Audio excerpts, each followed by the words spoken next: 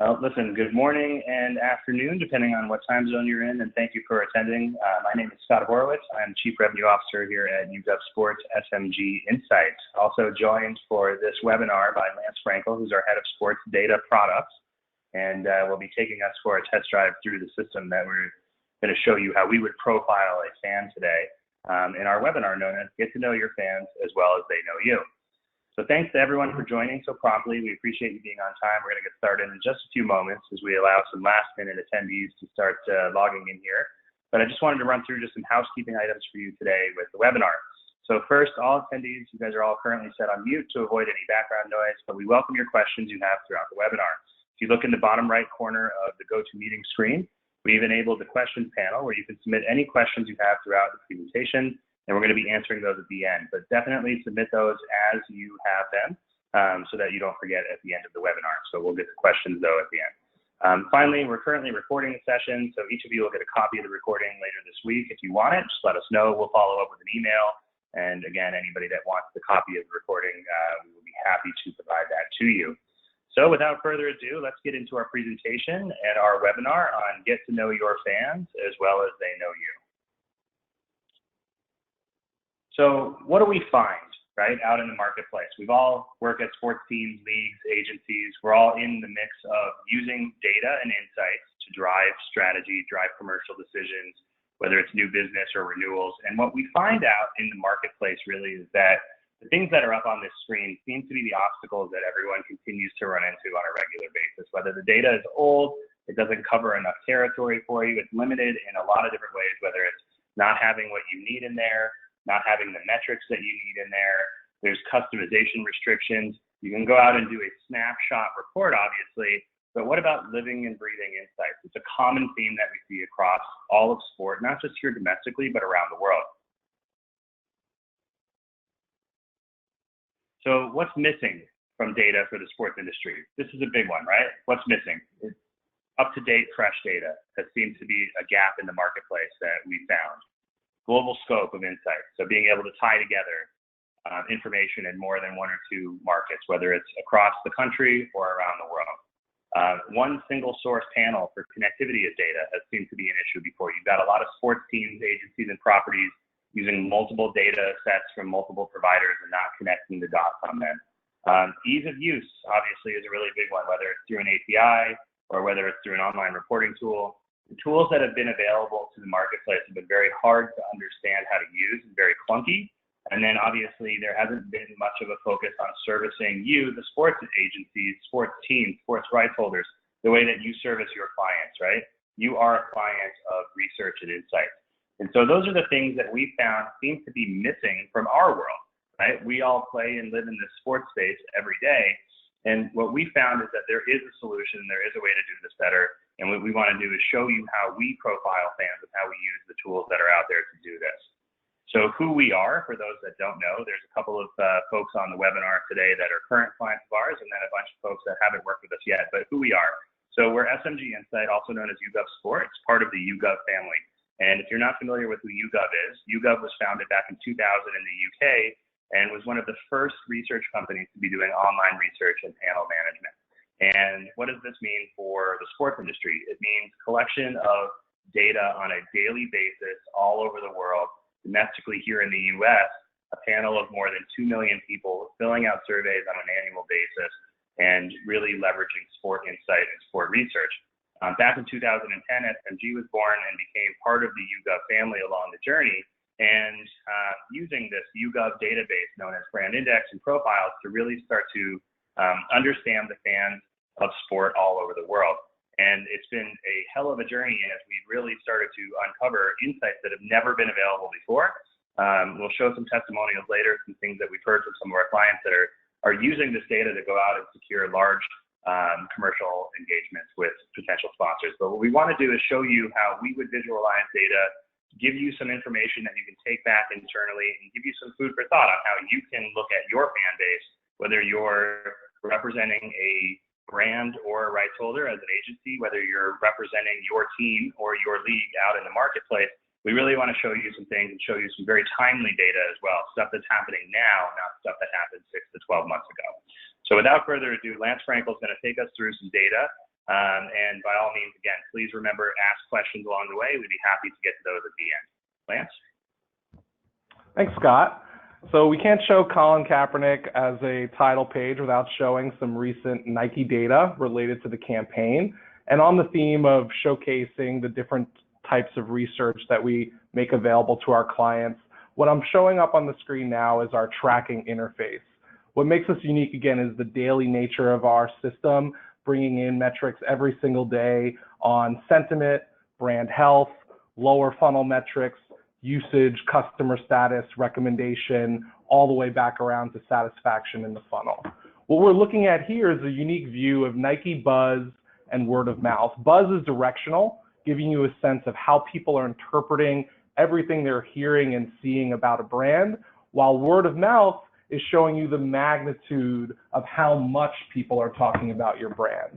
The story here is pretty straightforward. You can see right around the time the Kaepernick ad campaign is announced with Nike and the ad airs on TV during the NFL season opener, word of mouth goes up, whether you're looking at the general population or a key segment like tennis fans in this scenario. Now, tennis fans, maybe not the most compelling case because you can see they're trending very similarly to the total population, but the flexibility of how we can segment this data is endless. Whether you're thinking about your own league, whether you're looking at avid fans, want to get down into your team profile and know how your fans think of Nike or any brand in the competitive set, it's all possible through this system. Now let's talk a little bit about the client testimonials, and Scott and I take a lot of pride in working with our clients directly and showcasing our data and making sure that it goes beyond just looking good in an interface, that our clients and people that we work with can take it out and make the most use out of it. So we won't go through all the testimonials. Some clients on the call today, again, can represent for the fact that client service is hugely important to us and that we want to, again, bring the data to life, and we're going to show you how to do that. Scott, anything else on the testimonials before we move into the methodology? No, listen, I think that these are important because it really shows that when you dive into insights in a deeper way, that you can be innovative. And this is a group of innovative teams that we've worked with over the last several months. It's obviously just a sampling of those. We've got a lot of really good success stories from everybody else as well, but really we want to show you how easy it is to get insights about your fan base. Great. So let's dive into a little bit more on how we're collecting data and what you can expect to see through the interface. All right, so what you see on the screen now is our roadmap for how we collect data at a very high level. Everything comes from the YouGov Panel, which we own and operate. In the US, there's a panel of around 2 million folks, adults 18 plus, who've opted in to take surveys with YouGov. We do the surveys every day. We weight them, so they're nationally representative. We store the data and then upload it into our online reporting tools every single day, Monday through Sunday, 9 a.m. Eastern Standard. We allow clients to export the data. We have APIs developed to automate and extract data more seamlessly, but it all comes down to YouGov owning and operating a panel that's been going for over 10 years that allows us to fuse all of this tracking data with everything else we're collecting. Sports Index is covering 16 key metrics, which we'll showcase for you in a second. And those same metrics that we collect on leagues, we're now collecting on teams, we're collecting on over 1,500 brands, and we're constantly innovating to expand our tracking coverage. Let's showcase the metrics that we're covering now. On the screen, you'll see a broad summary definition, and depending on the category, there's going to be customization to the language. So for teams, we're asking slightly different wording for attendance rather than customer. Same thing for leagues, we're asking about viewership and avidity levels. But in total, the idea is that every single day, you're keeping your finger on the pulse of high-level media-focused metrics, underlying key brand health metrics, and then lower funnel attendance, purchase behavior, satisfaction measures as well. Great. Another key differentiator for us is the global scope. A lot of the data we're going to showcase today is focused on the US just for the audience, but just keep in the back of your mind that we do have capabilities in 38 global countries listed here. We have tracking broadly across leagues, events, sports, brands globally. And in terms of innovation, we have been moving the needle in terms of tracking the gaming sector.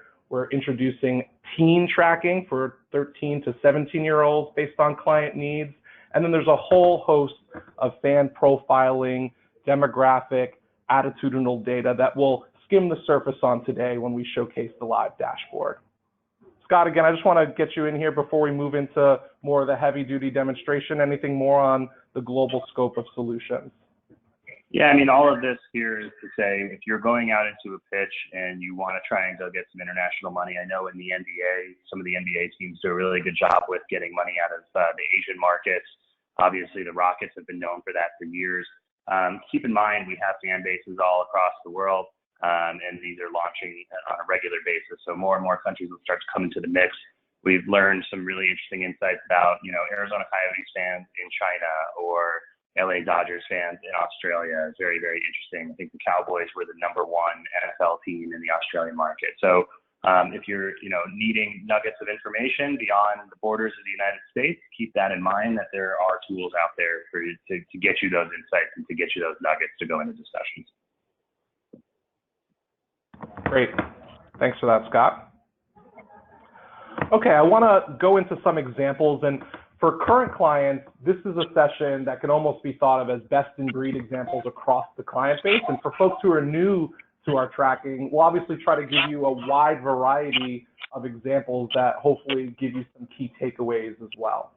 So hopefully we serve multiple purposes here. On our slide, you see a few different examples in terms of telling a story for a league, for a team, or anything in between. At first, one of the key slides that we love to create for our clients is monthly trending of fan bases. Whether it's at the league level or the team level, we found that this is a key input into almost all of our client-facing decks. This slide, while it's small in the upper left corner, one of the key takeaways is you see NFL at the very top in the leadership position in terms of fan base, looking at a top 3-box question. We're able to trend sports like esports all the way at the bottom here, trending upwards with a nice inflection point over the last several months. And you'll see a host of other major leagues, MLB, NBA, holding flat or slightly up, and smaller underserved properties, potentially like a PBR, also holding flat and moving up over the last several months. So having a fresh database that refreshes weekly, where we can pull data and trend it over time, is really a key differentiator that we find valuable to keep clients up to date on what's going on with their fan base. Other key points of differentiation is being able to tie this fan base and compare it to other leagues on a timely basis, and also look globally. So right now on the other 3 snapshots, you can see some category-specific data on beer and energy drinks, telling a story about higher likelihood to drink beer or energy drinks based on the fan base. And then you see a global scope in terms of tracking brand health across major countries and potentially uncovering opportunities where a league or a property is scoring higher than you'd expect in a particular region. So for all of our clients, being able to provide that global scope is something that we're looking to do, whether you subscribe to our global databases or not. Once you're part of the program, we have tons of data that we love to share. Okay, uncovering unique selling points about a property or a brand. I'd like to transition and show some of the live data as we go through the screenshot here, but the key points of differentiation is that first and foremost, we can track properties over time. So as a season launches or as particular events unfold throughout a campaign, you're able to track momentum, able to pinpoint lift, and able to showcase that lift as it's happening to your partners. So you don't have to wait 6 months or a year to say, okay, how have the numbers moved? In near real time, we're feeding back fan base information and the connection between activations that are running with companies that you care about and how they're doing. So again, being able to feed that in real time provides a valuable piece of ROI, and sometimes it provides clients an opportunity to increase activation spend and have conversations, productive conversations with their clients they couldn't have with this data at their fingertips. All right, I want to actually bring this data to life in the platform in terms of showing a brand fit we're going to look at some higher category examples in our profiling database. I'm going to get out of the PowerPoint, and we moved over to our live database now. Just to give folks some orientation on the screen, we're looking at a database from 1 week ago, so fresh data as we spoke about. On the left side, you have our standard data tree, including a new favorites and my variables section, which are all editable on the fly. So for key data points that you use a lot, we give you these nice, easy to use folders to make analysis and creation of groups very simple and straightforward. In the center of the screen, you see a very straightforward guide in terms of how to create an analysis.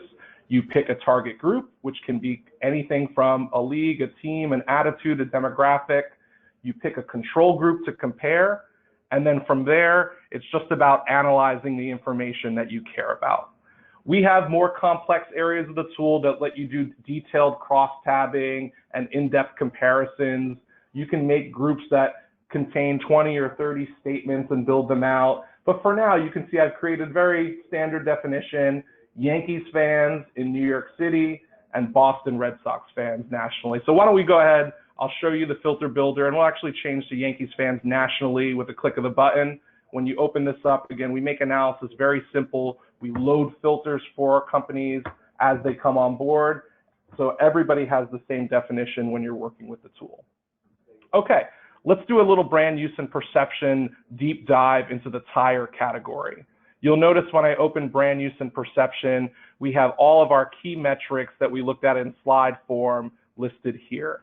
If I open up a metric like purchase consideration, a great lower funnel metric, and come into the cars and motoring section, you can see it's very easy to point and click or drag and drop on a table, and near instantly, you're going to get a table that's going to run and sort by the biggest differentiators for the groups that you care about. All right, let's take a quick pause. You can see I've loaded New York Yankees fans nationally, Red Sox fans nationally. We've got a Z-score, which is a measure of statistical difference. Anything above a 2 is a meaningful difference at the 95% confidence interval. We've got your standard index rating. Obviously, anything above 100 is a percentage higher, target group divided by control group. Percent difference, and then your total market sizing. So if we were to pick out some key data points here, you can see that Valero, 16.4% of Yankees fans nationally would consider purchasing from Valero when they're next in market. That compares to 11% of Red Sox fans, statistically significant difference, 51% over indexing, and we can say that there are 3 million Yankees fans nationally who consider purchasing from Valero. Same story for BP, similar story for Pep Boys. These are 3 great targets that we could highlight immediately just by looking at one metric and one table. In some of the slide examples that we saw, if I go back to the webinar deck very briefly, you see that we have purchase funnels.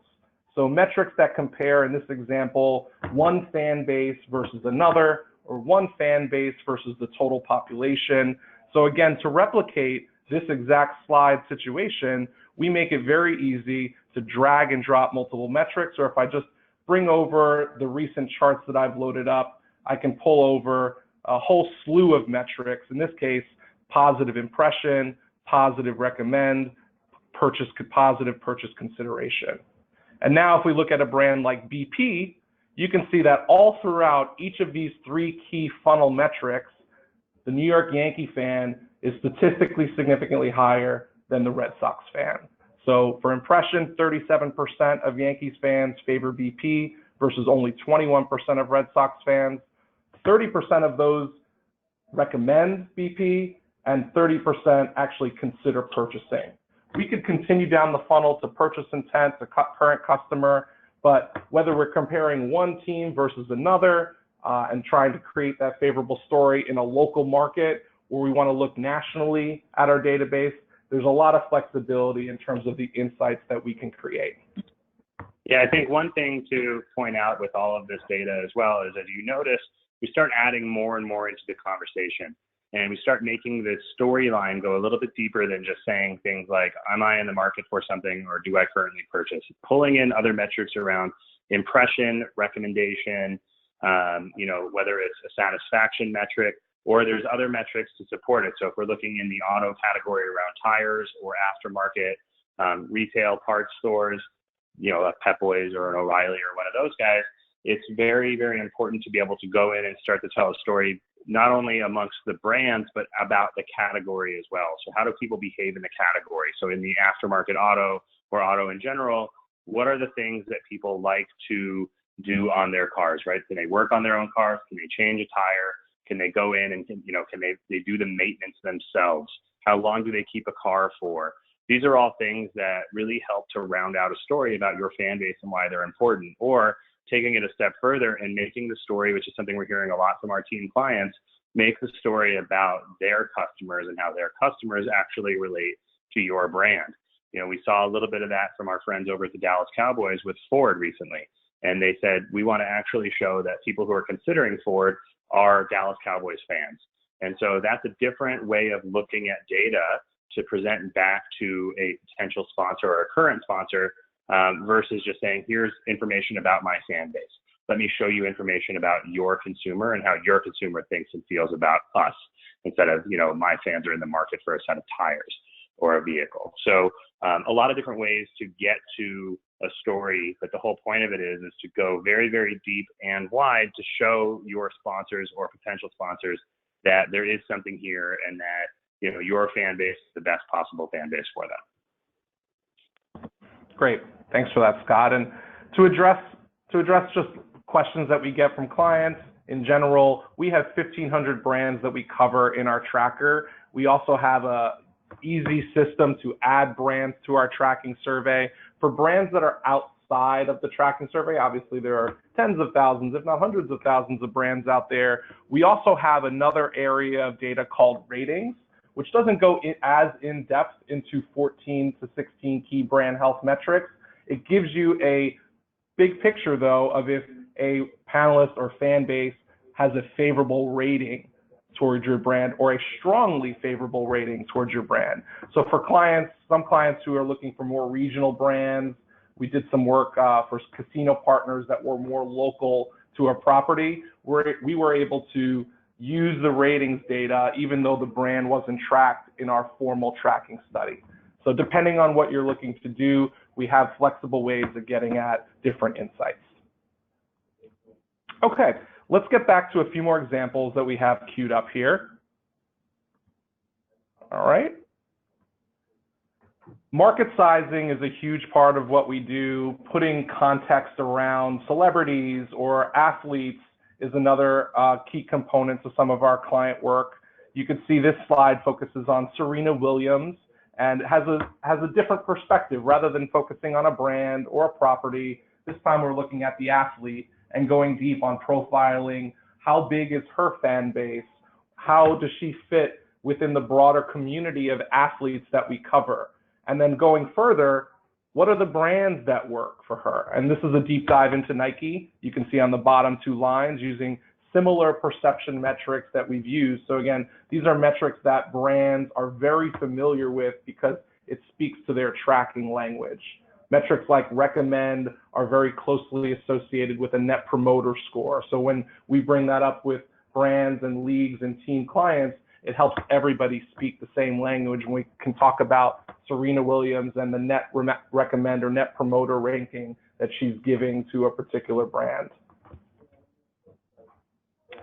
Papa John's here. So another key example, like Nike in the news a lot. And again, being able to pinpoint movement and layer in key insights on top of it is a key focus of what we're constantly doing with our clients. We'll send the deck around so you can digest these slides, but again, I want to bring to life this example through the live interface and give folks a chance to see how it looks and feels. So I'm going to bring up the live interface here and move to our multi-chart area. What we've got on the screen is a more short-term example looking at Papa John's customer satisfaction in red amongst all adults 18 plus. And we've got an interesting second layer here, Papa John's customer satisfaction amongst Dallas Cowboys fans in that navy blue color. What we see is right around the season starting, specifically if we're focused on the last 30 days of the data set, Papa John's having a significant lift with the Cowboys fan base, bucking that national trend of flat to down. So while 2018 hasn't been a great year for Papa John as a brand, you can see that there are pockets where they are successful. And if you're working for a team or looking to build a partnership that's separate maybe from the league, we have data that can help support it, whether we're looking at a Papa John's or the pizza category, the tire categories we looked at before, or any of the other 45 consumer sectors that we cover. Scott, anything you would add to the Papa John's example? Yeah, listen, I think this is an important one to really showcase that even though a brand may be not doing well, you look at some of the brands that have had crisis, in the last year or two, like United Airlines or Papa John's, and I'm sure there's others in the local market where there's been issues. The benefit to something like this is really to show that our fan base is not following the trend of, a downward spiral, or if there are losses, like we can look at other metrics like buzz. It's not been a very positive story for Papa John's, no matter how you slice it. But do your fans care? Are they going to stop going to this brand or to the sponsor as a result of that? These are the things that really help set a sponsor's mind at ease. And the things that we've been doing a lot of work with brands on is really crisis management and how to actually find where you can mitigate your losses in brand health metrics. So when looking at this Cowboys example here for Papa John's, where things actually started to dip off in July, you can see there was a small dip for Papa John's amongst Cowboys fans. But what ended up happening really is that once the season started, they really climbed out. And the other thing that's really interesting to this as well is if you really look at the left side of the screen here and you start looking at what's going on, playoff time, and even as the playoffs end, Super Bowl's over. Now what you're really starting to see is that you can see where activation declines. Maybe your team goes dark on working with the partner or the partnership is over. There's actually a decline. And then once things get started back up, maybe there's announcements about player changes or training camp gets going underway, season gets started, you're actually able to show gains for your partners. And that's the stuff that's important to these guys. That's the thing that they really want to see is, can I change behavior amongst the fan base throughout, using activation? Season ends, everything falls off for Papa John's amongst Cowboy fans, season begins, and now you're starting to see the gains and the climb. So it'd be interesting to track some of this over time, obviously, on a partner-by-partner basis, but this really is a business case for why sponsorship works.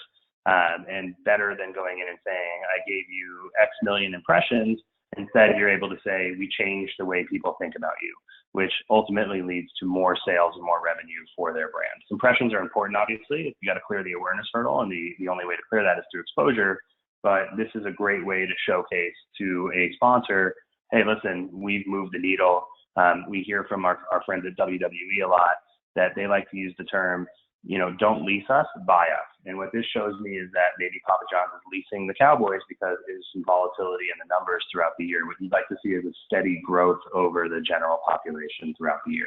So a good opportunity for sponsors to activate digital or social assets in the off season, do some community programs, and actually show that when teaming up with a property that you can show a lift over time.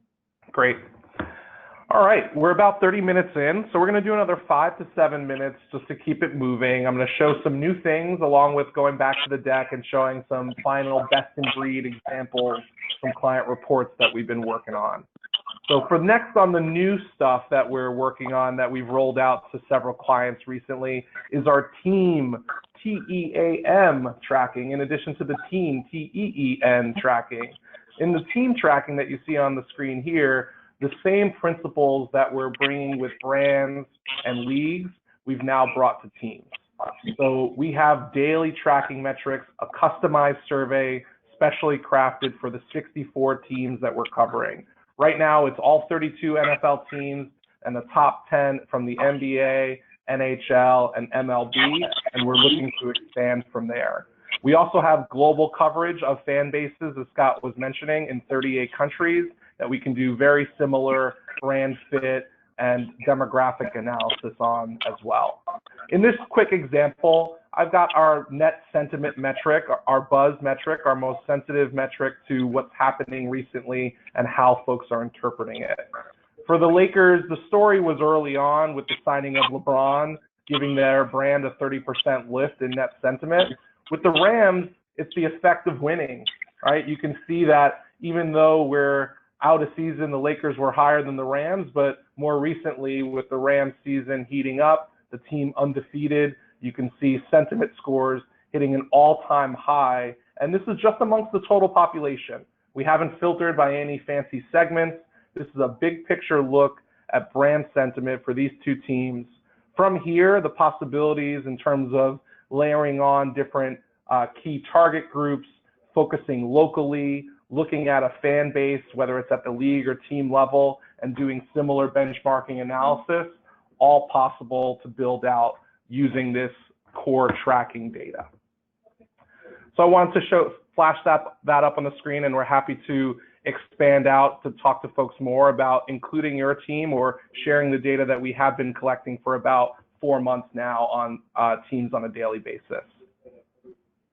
Okay. All right, let's go back now into the deck.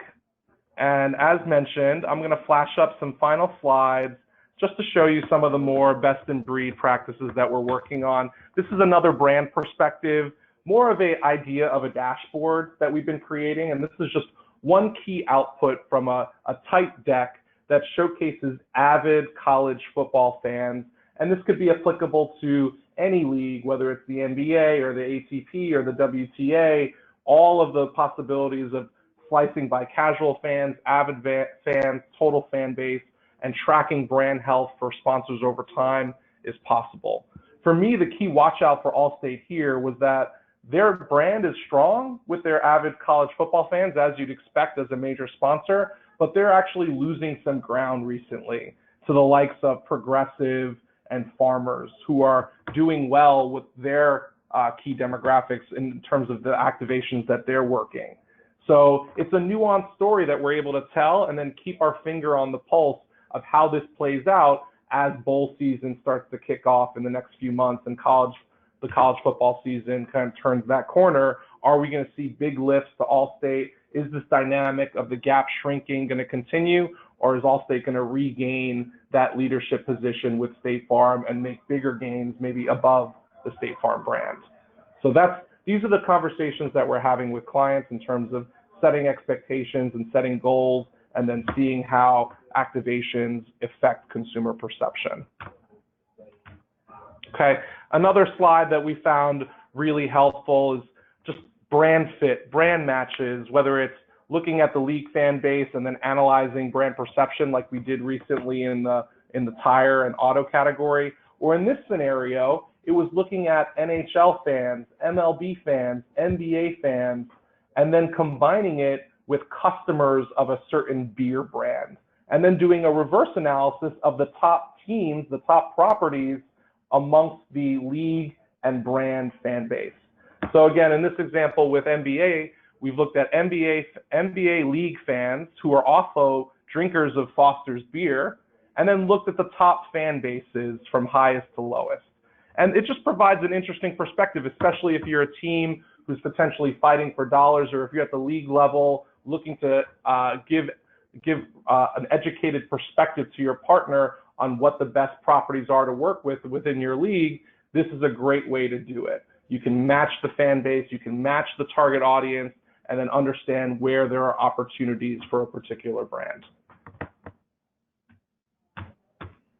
Okay, rounding out the final slides here, demographic analysis is another key feature. And I think for me, I just want to re-highlight for folks who are users of the tool, or for folks who are newly coming into the system, the automation potential of setting up charts using your My Variables or your favorites, making analysis very simple. So again, if we're looking at the same live interface and Yankee fans versus Red Sox fans, and we wanted to know what other teams these fan bases support, very quickly, just because I have everything saved here in my favorites, I'm able to drag over the entire folder. And of course, we know Yankees fans are Yankees fans, but now we know across every other sport, what are their favorite teams. So when it comes to selling tickets or thinking about pricing even, knowing the crossover between fan bases and where there's going to be more interest from a consumer perception angle could be just another valuable tidbit of information that we have. All right, Scott, I want to wrap up with the group, but throw it back to you as we kind of round out the final slides that we have here. The last two that I have in the deck that I think are going to be new to even our most seasoned clients are the ability to segment data, again, on the same angle of flexibility, not just by a fan base, but by actual program viewership. So this is looking at Hyundai purchase consideration nationally, and then Hyundai purchase consideration amongst viewers of Sunday Night Football. So it's just another layer that we've introduced recently that I wanted to share on the webinar. And to wrap up, again, measuring brand metrics, showcasing sensitivity, whether it's the Super Bowl or an activation, we want to work with our clients and our partners to make the data, to bring it to life and to help you put data into decks immediately upon working with us. So again, these two examples just showcase the sensitivity of the tool and slides that we're always happy to work with clients to populate for them and transition to the team. Scott, with that, I want to thank everybody, bring it back to you, and open it up for questions.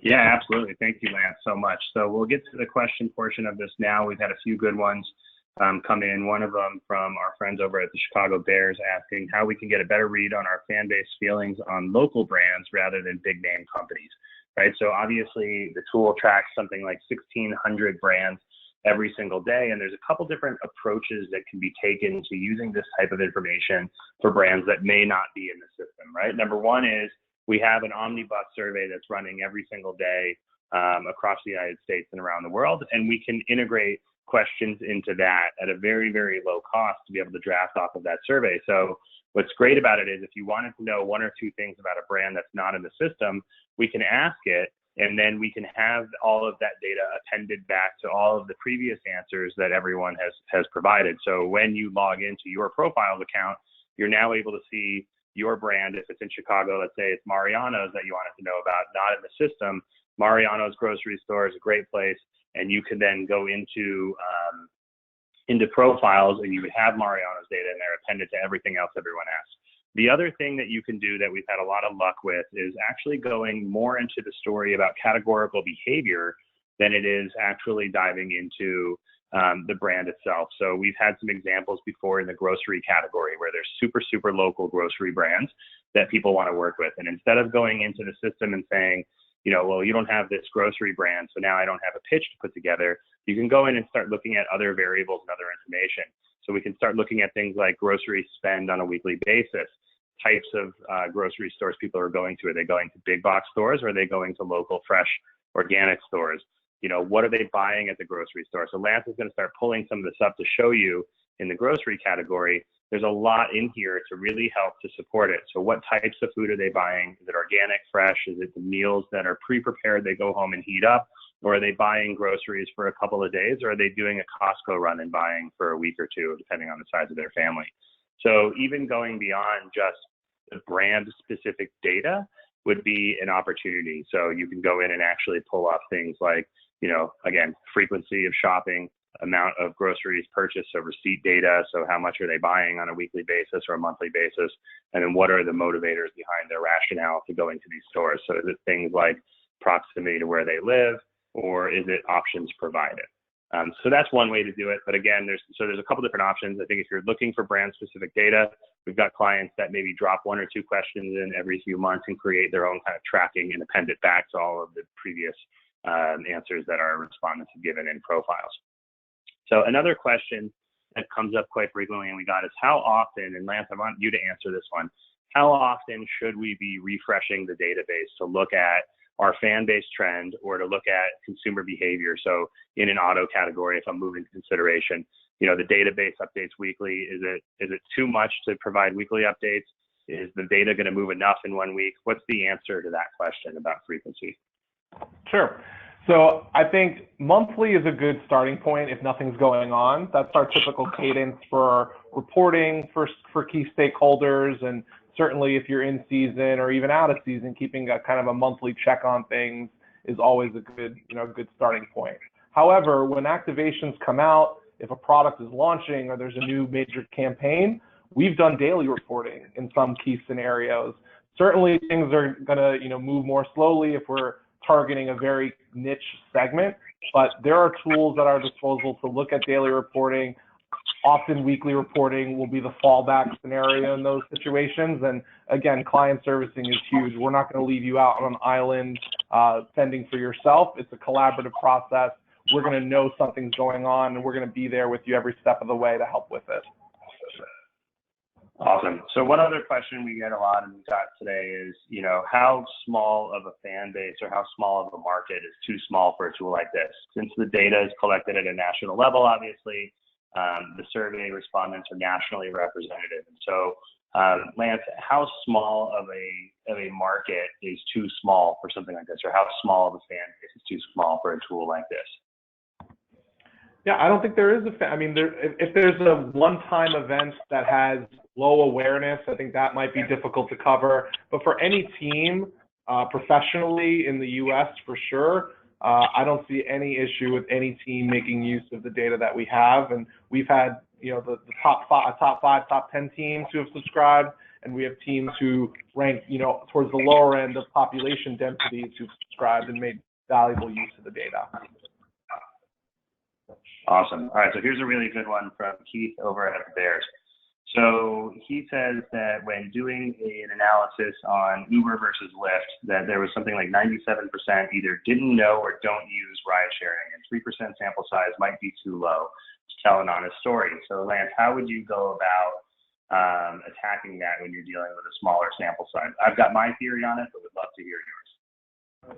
Yeah, so my mind goes to starting by, maybe not doing the in-depth profiling to start with if there's low numbers of penetration. I'd start with the tracking, and I'd plot Uber and Lyft over time. I'd look at their total population numbers. Then I would drill down into Chicago in this scenario and look at how the brands compare in that market. And then I go a step further to the fan base and say, okay, we've got 3 layers now of perception of Uber and Lyft that we can start to tell a story with. Yep. The other thing to look at, Keith, when looking at this information is the Z-score. It takes into account that sample size as well. So when dealing with smaller samples in some of these situations, I think that there's definitely a advantage to that Z-score, because it'll tell you if what you're looking at is still statistically significant. One more question we've got here is Lance, you showed earlier in the Yankees example, the Yankees fan base definition as someone who supports the Yankees. What are the different ways that you're seeing sports properties actually identify what a fan base is? We've sat in meetings with the NBA before. They have a very defined fan base definition where they're looking at, people who attend so many games or watch so many games or purchase merchandise in the past. We've got teams like the Lakers who look for very specific, customized definitions that expand their demographic or geographic footprint to beyond just the Los Angeles DMA. We know that, teams like to tell a statewide story or a national story. But give us some examples, if you can, on some of the fan-based definitions that we found that people are using that go beyond the standard watch, listen, attend that they've been used to using in the past. And as we've moved clients over, what kind of success are they finding in expanding that base? Yep, absolutely. I think the key is flexibility. We know that folks are used to defining the fan base a certain way. And one of the first exercises we do with clients who are used to seeing a certain fan base number or fan base percentage is to use data elements that we already collect. So team support, attendance, watch live, follow on Facebook or other social media channels. All of these key data points we find are an easy replacement for what clients have been used to, and we're sweeping up all the fans that they're used to getting, and often being able to identify new and unique fan bases that go beyond the standard watch, listen, attend definition. Yep, perfect. All right, so we're out of time. We've gone a little bit over actually, but I think that was good because there was good questions there, good discussion. Hopefully everybody learned a few things just about going deeper and wider when really taking a look at what makes up the fan base. We're happy to send across this deck to anybody that wants it. We'll follow up with emails to all attendees asking, do you want the deck itself? Do you want, the recording of the webinar? Whatever the case may be, but we will reach out to you guys here later this week and connect with everybody on an individual basis. And by all means, if any questions came up as a result of this, please let us know. Please ask. One thing that we were really excited about, and we'll give a good call out to Keith from the Bears, who's on our webinars, been very active in asking questions this morning. And this is a tool that is useful for people that are out in the market trying to understand their fan base and really show differences between who you've got and who you could have, or a target versus control. And we found out this past week that Keith is actually the #1 user in the United States of profiles, which is really, really exciting. In the last 3 months, this guy has been living in the system. And so I would say as well, reach out to your peers and ask your peers what they're doing to help understand fan bases and to help understand how their fan base differs from everybody else. There are some really best-in-class people out there, like the organizations that we work with. Folks at the NBA are really good at this. The NFL is fantastic at it. NASCAR is. We're all in this together to help, accelerate the cause of understanding our fan bases, and it grows together, right? You've all heard the expression, all boats rise with the tide. If we can help each other understand how we're getting insights and what we're gathering and where we're getting from, the better it would be for the rest of us. So, sorry to put you out there, Keith, but you're the man when it comes to our system. You're #1 in the country across all YouGov clients for living and breathing in profiles and really understanding what it is that you can do with the tool. So we appreciate that. If anyone else has any other questions, you know where to find us. We appreciate your time and your attention today, and we'll follow up with everybody individually with the deck or the recording of the webinar if you prefer that instead. So thank you so much, everyone, for the time. We appreciate it. Have a great day.